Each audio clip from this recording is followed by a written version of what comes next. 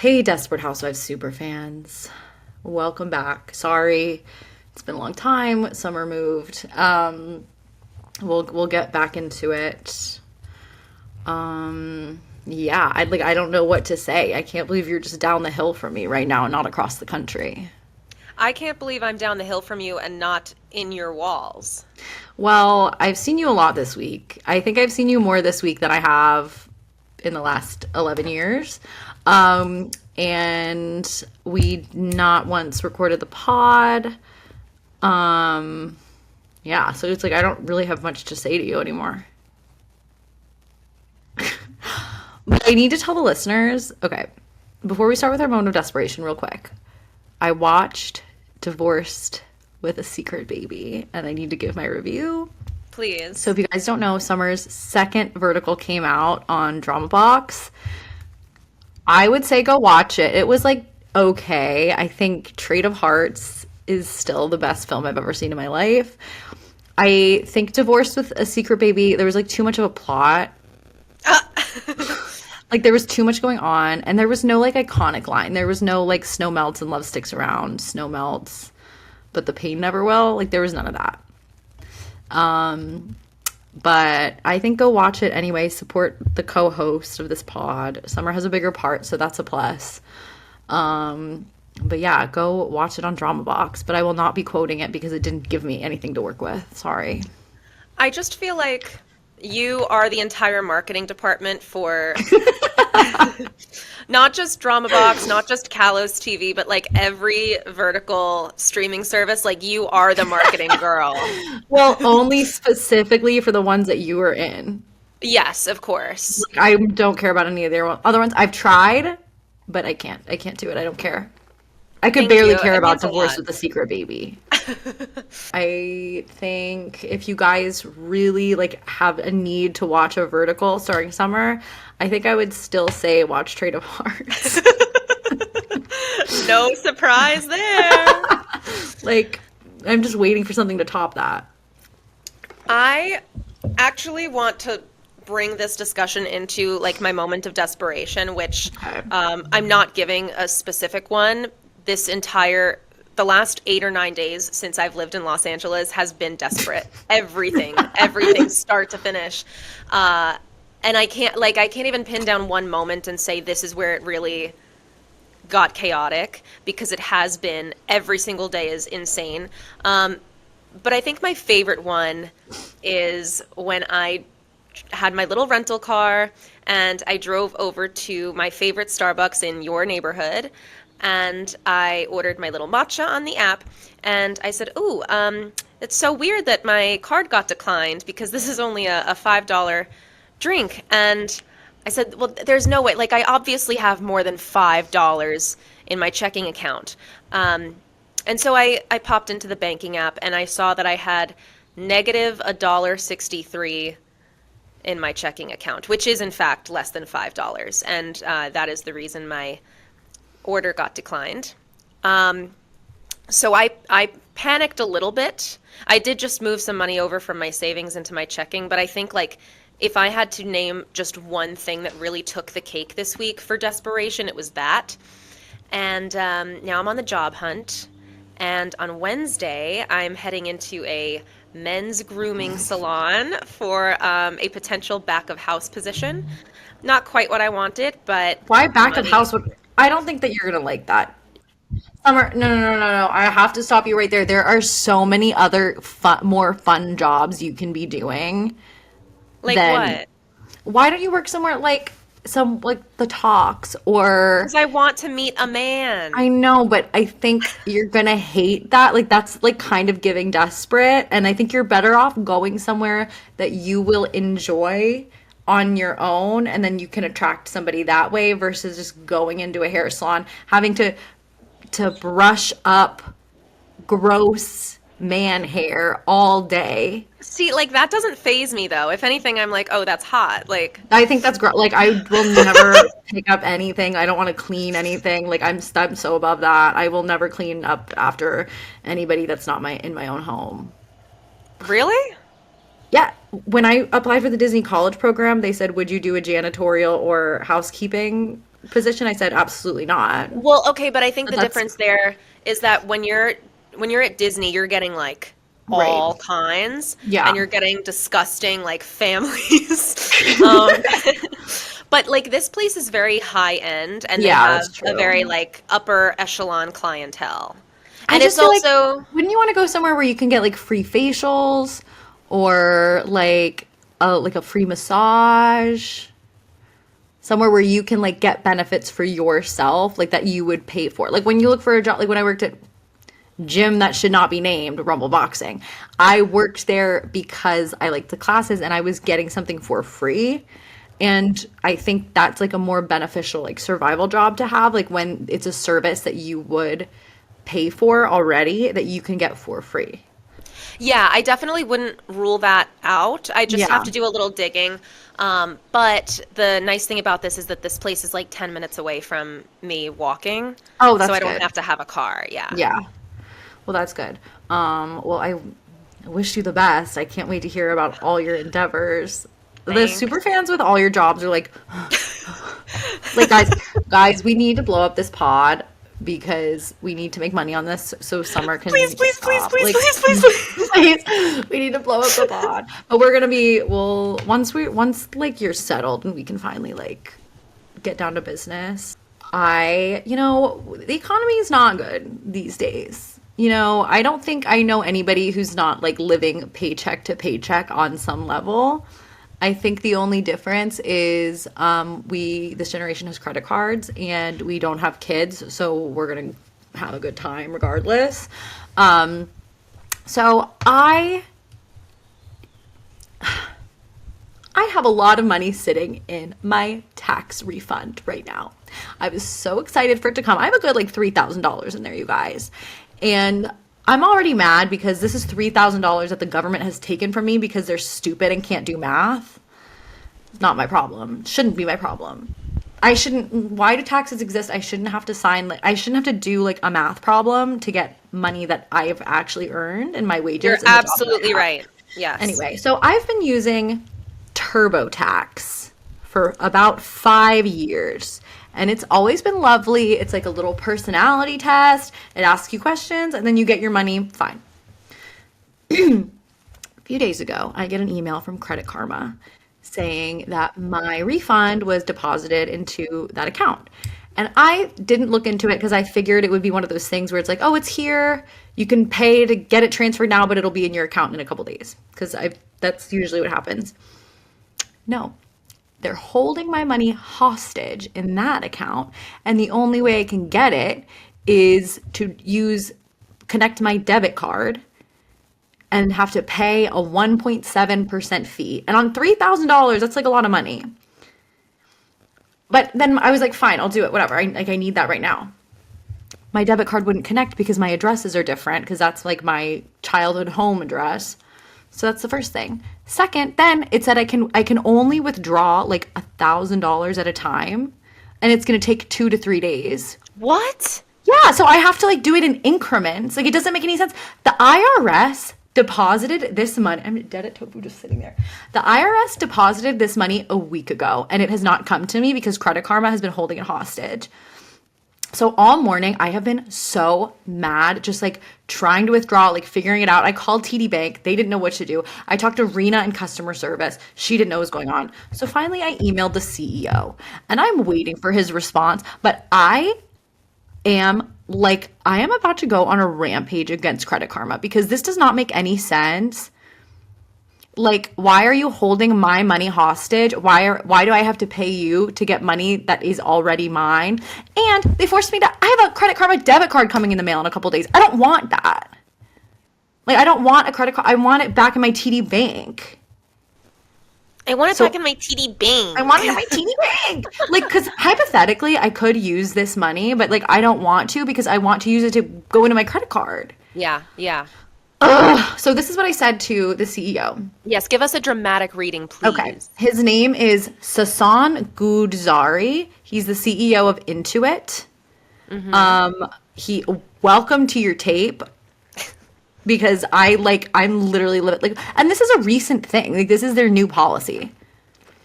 Yeah, I'm not surprised. So I said, "Hi, Sasan. I'm having a horrible time with your services on Credit Karma and TurboTax, and even worse with your customer service reps. Rima. You know what? It's really like not her problem. She's probably outsourced, but they should be hiring somebody who actually knows what's going on to like handle customers. I have been using TurboTax for years, and I have never run into deposit issues. My tax refund has now been effectively held hostage by Credit Karma without my consent or knowledge, with no way to get into my bank account without paying a huge transfer fee. I'm not even able to get it all at once. This is a despicable way to run your business, and it is very clearly money grabbing and preying on the people you are allegedly trying to help. I would like my deposit in full, please. Best, Christy Gomez. The best Christy Gomez is really what seals it. Yeah, I'm not going to say I want him dead because I'm not going to do that. Just so everybody knows, I'm not going to kill a CEO. But like, I'm just like actually like floored and in disbelief. And then I was like talking to my dad about this, and he goes, "Well, this is why you always need a cushion." And I said, we are not in a cushion economy. I have a full-time job. It is not my fault that I'm severely underpaid. Yeah. Like, I should not be having to deal with this. It's so stupid, but whatever. I'm going to Beyonce tonight, so that'll make me feel better. But yeah, Sasan, I wish you well, derogatory. Sasan, I hope you have exactly the kind of day you deserve. Yeah. Oh, wait. I also tweeted, I quoted Sasan on Twitter because he said, "Today is the last day for most Americans to file taxes. I want to thank all of the amazing experts, accountants, and accounting firms that are working hard to help consumers and businesses file this year." And I quoted it and said, "Too bad my refund is being held hostage." Good for you. Intuit just got back to me. They said, "Thank you for bringing this to our attention. You have not received your tax return yet. You can check the status of your return using the IRS's Where's My Refund tool." Ugh, fat cow. Okay, cow. I received it. Okay, cow. Me on Twitter versus me in email. Received it from the IRS, but your services are not giving it to me. Like, give me my money. I'm so sorry. Thank you. Let's just get into the episode. I want Let's to talk get into the about episode. I want to talk about Mike Delfino real bad. Me too. All right, this is season 3, episode 22. It's called "What Would We Do Without You?" What is that from? I didn't look it up. Ugh, I assumed you did.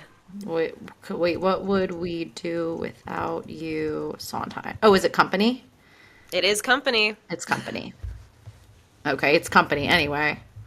Start us off. All right, so we open with Susan eagerly waiting for Mike to pop the question that she has been waiting for a year, because it's a year since they were supposed to get engaged. And he doesn't do it at dinner. And you see this like eager beaver look on her face the entire time. And when it doesn't happen, she's super disappointed. And then they're in the car on the way home. And she does what I like to call the Susan self-sabotage. Yeah, she's like, "Why didn't you propose to me? It's a year since you were supposed to propose to me and you got hit by that car." And I'm like, so, from experience, getting hit by a car is quite traumatic. So perhaps don't okay, you didn't get proposed to that night, but he was put into a coma. Right. So I'm like, Susan, like, maybe you can be a little bit more considerate. But that's the thing, like, Susan is only concerned with Susan. Yeah, it was a little bit bizarre, but he knows her. He loves her regardless of her flaws. So he had a trailer set up in front of the house, and he gets down on one knee, and then Susan goes, "Will you marry me?" This reminded me of you. Yeah, I know. It reminded me of me too. Yeah. And then we go to Tom and Lynette. Now, I blacked out a little bit during this like brief montage of Tom, the Tom-tage, if you will. I Good said, one. Tom loves being hated. He is so annoying. This is just the whole thing is just Lynette hating Tom. Like she's clearly so mad at him. Parker is like, "Mommy, are you mad at Daddy?" And she goes, "No, why do you ask?" And then Tom goes, "Well, Daddy can tell that Mommy ignored him at work." And she goes, "Well, Mommy was working and picking up things and heavy stuff because Daddy still can't." And they were just kind of going back and forth. I just think Lynette needs to go on like an extended vacation.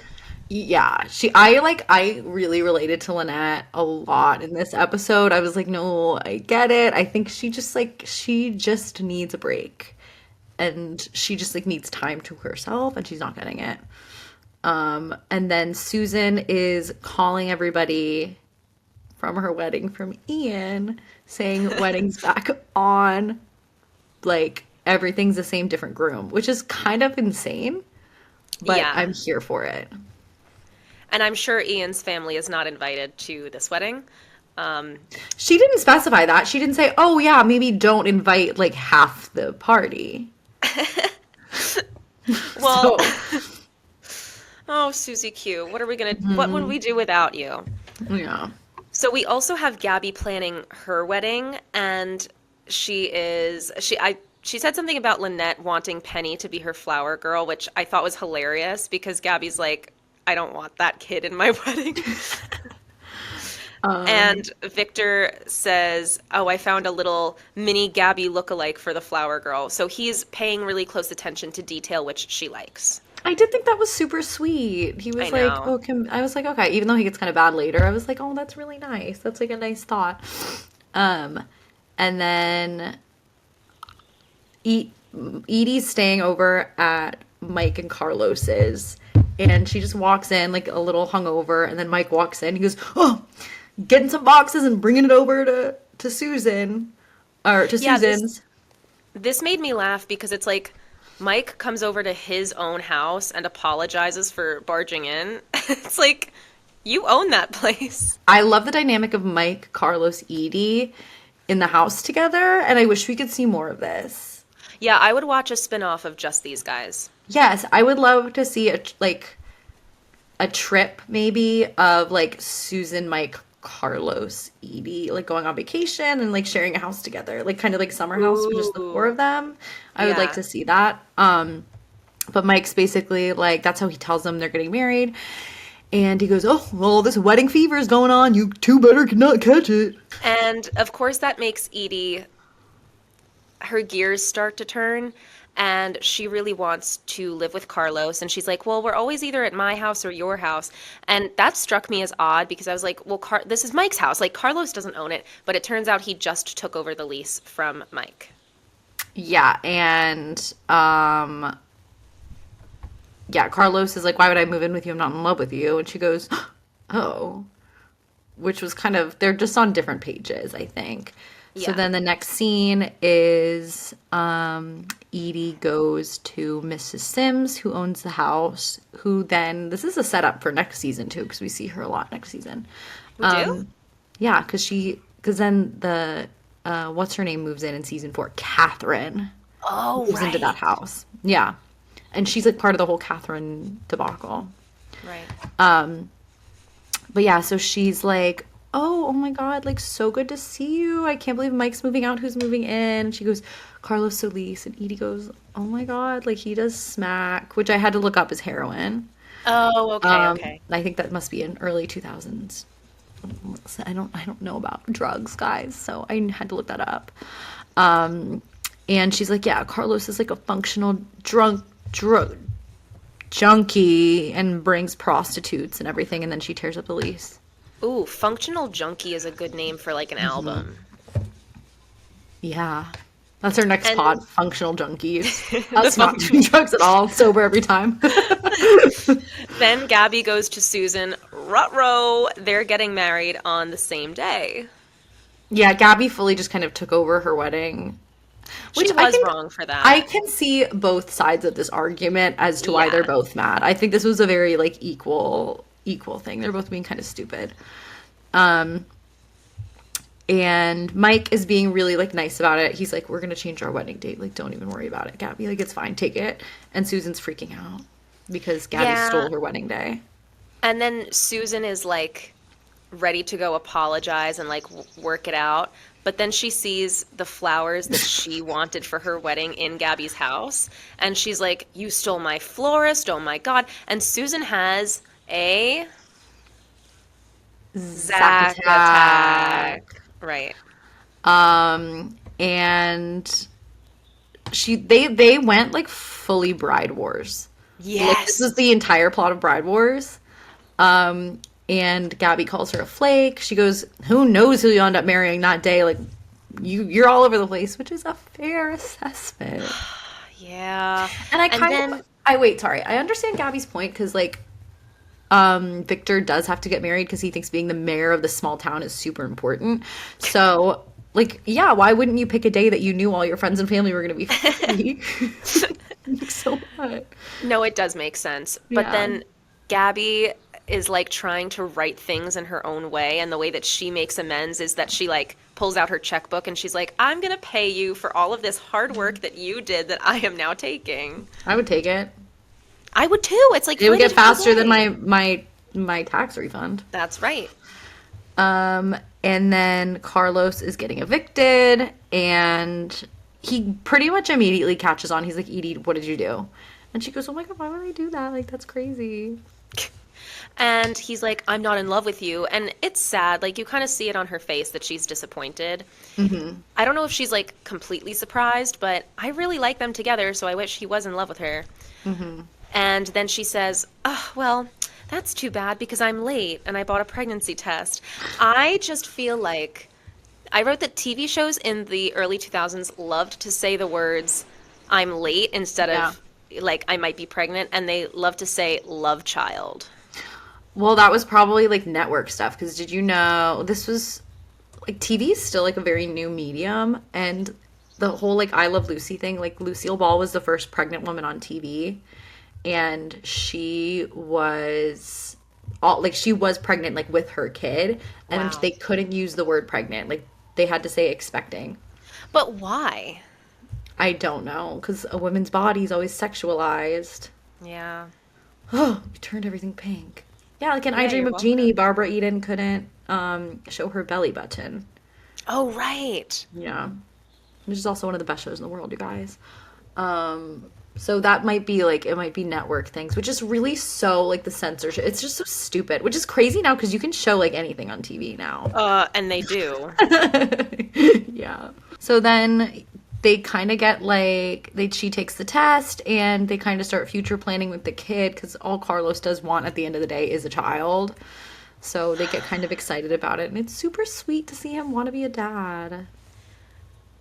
Eh.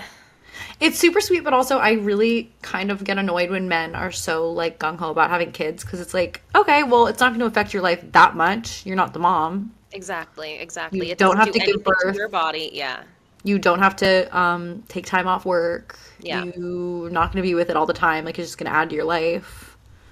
Yeah, like there Not are no gonna take anything downsides away. for you. Right.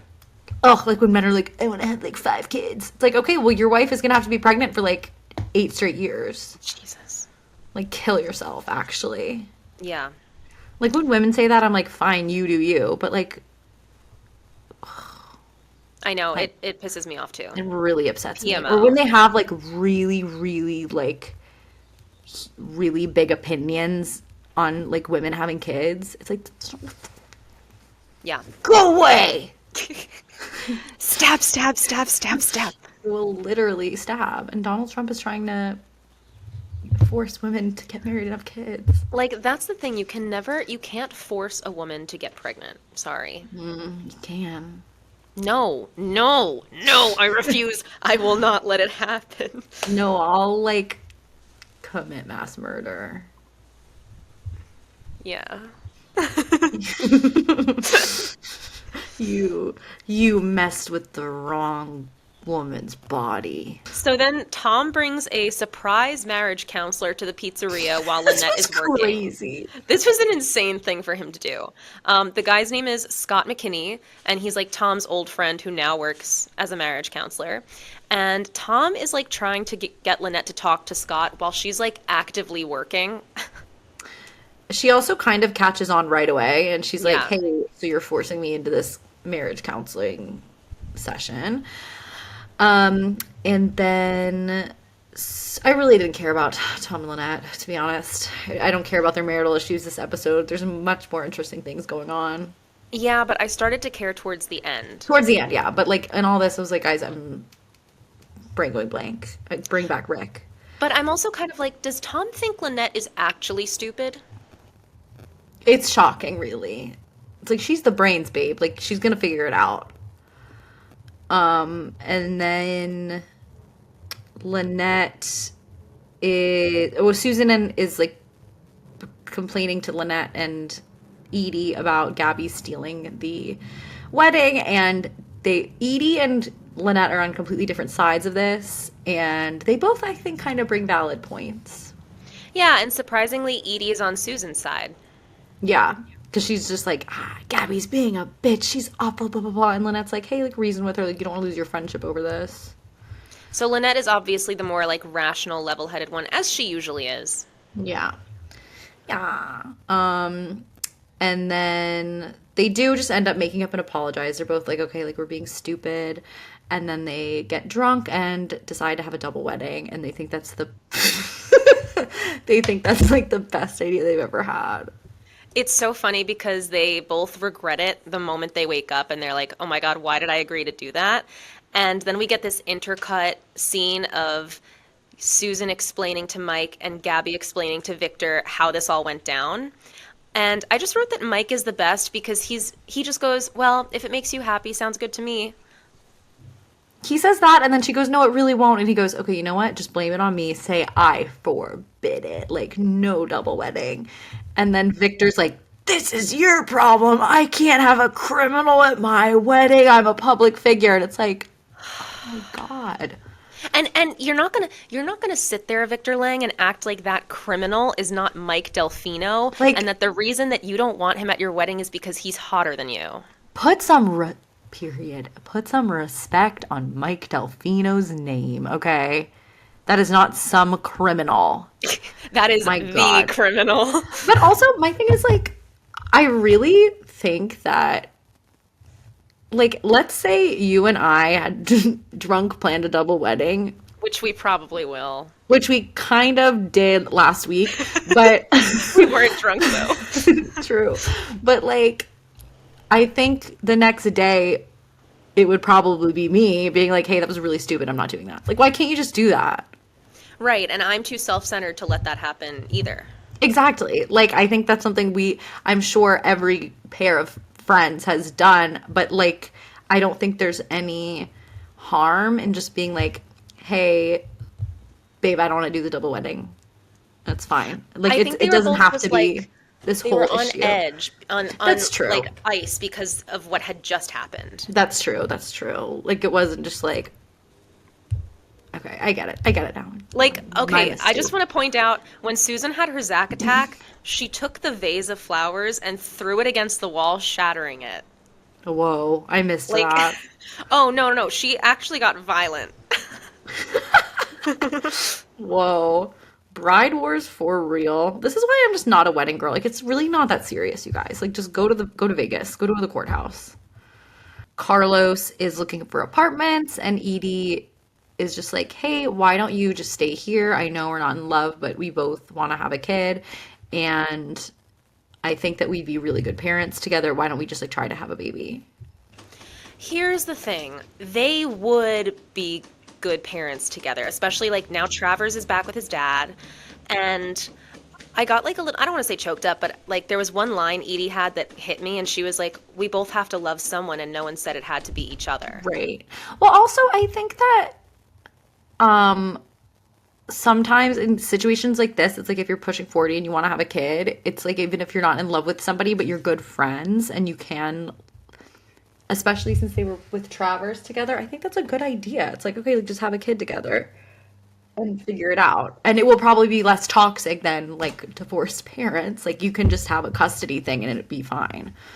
Yeah, and like I know Carlos probably like he's emotional about everything I feel, Yeah. and he's got like that macho like Latino thing going on, Mhm. but he enjoys Edie's company. She enjoys his. So at the end of the Right. day, it's like you guys do like each other. You may not be in love, but like you like each other. Yeah, you can still have a kid. I had a friend in high school who her parents were just like friends who just like had like one night just like had a kid. Yeah. And they were like the best of friends. Like she had like it was they would spend holidays together all the time. Like it was like a whole it was fine. Yeah, so Gabby and Susan break up the double wedding. They're like, "Oh no, this sucks. Like Mike said no. Like I would have loved to do that." Oh. Then we go back to Edie and Carlos, and she is getting ready so that they can make love. And then we see her in the bathroom, and she does take birth control. And this is straight karma because this I never noticed this, and I don't even know if this was intentional for the writers. I don't think that it was. But this is exactly what Carlos did to Gabby, but in reverse. He messed with her birth control and lied, and now she's doing the same thing. So in any other situation, I'd be like, this is toxic, but I'm like, no, no, no, Carlos. You deserve this. You did this, You are, yeah, Carlos. you did You this. did this. This is your karma. Now you're gonna get trapped the way you tried to trap Gabby. Gabby. Gabby. Then we go back to Tom and Lynette in bed. Now, by this point, I was watching the episode like chopped up a little bit, as you know, but I felt like we had barely seen them this episode, Yeah. and that the only scene we had of them was with the surprise marriage counselor. Right. And they're in bed, and Tom really wants Lynette to talk to him, and then he starts with, "Oh, well, you know, the doctor said I can have sex if I'm careful." And he's like, "Well, you have to pick one, Lynette. Either talk to me or let's have sex." And she goes, "Great, let's have sex." And he goes, I can't believe you'd rather have sex than talk to me. But then she gets really like this was kind of a crazy scene because she is getting really like aggressive with him, which he did just have like a really serious surgery, so I feel like they were both kind of wrong here. So she's like beating him up basically, and then he like brings up Rick. Wait, she was like, I don't know. She goes, "Why are you so mad at me?" And she goes, "Because you took Rick out to lunch." And he goes, "I had to. I saw those tapes. I saw your date." And then that's when she like flips out and like shakes him. I was like, "Girl, relax." And then she goes, he didn't quit. I fired him." And he goes, "You fired him, so you had feelings for him." And then they literally start having like a domestic quarrel. Literally, they're like domestically abusing each other really bad. Yeah, no, it's actually I wrote that it was scary because it was actually making me like a little uncomfortable. Same, like she like shoves him, but because he had that injury, like he kind of like reflexes and pushes back and shoves her against the table. I was like, And then oh she my hits her God. head. She hits her head, so then they go to the hospital. And they're at the hospital, and he goes, "Did you have feelings for Rick?" And she goes, "I would have never cheated on you." And he goes, "That wasn't my question." And you know what? I think this is a little bit of karma for Tom too. Yeah. Yeah. Well, Yeah. yeah. Well, remember in season one, we never found out. And he was like, "Oh, if Lynette finds out, she's going to be so mad." And then they dropped that storyline. We never Yeah, knew. that's a good point. Yeah. But Um, canonically, there was something. right. But then they just dropped it. And then they both kind of start crying because he goes, "Did you fall for him?" And she just doesn't say anything. Just lie. Just say no. Yeah. Yeah. No. Why is it so hard to No. lie? I know. Lying is good sometimes. And then the doctor comes in. He has done Lynette's CAT scan, and he wants them both to come into his office to talk about it. He says that he's concerned by something in her scan and that she has swollen lymph nodes in her neck. And this is just like a very heavy, heavy scene. Yeah, and he's like, I want to get you tested for like lymphoma. And then they kind of just put aside their differences and come back together. And they're like, okay, like, never mind. This is bigger fish to fry now. Yeah, and then my only final note was that during Mary Alice's outro, she says the phrase happiness begins, which I thought would be a thing for you.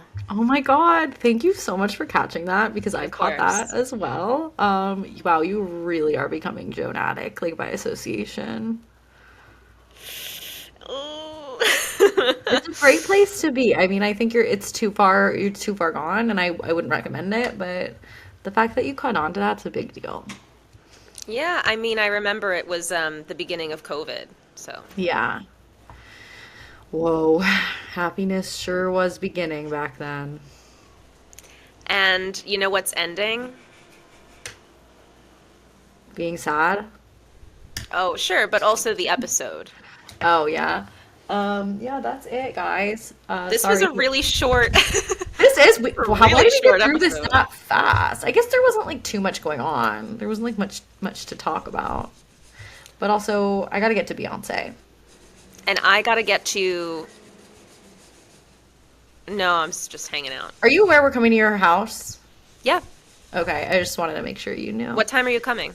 Hannah's picking me up in like 30 minutes. Bye, guys. Join the Discord. And Watch. Y'all come back now. You hear? y'all come back now, you hear? Watch Divorced with a Baby on Dramabox.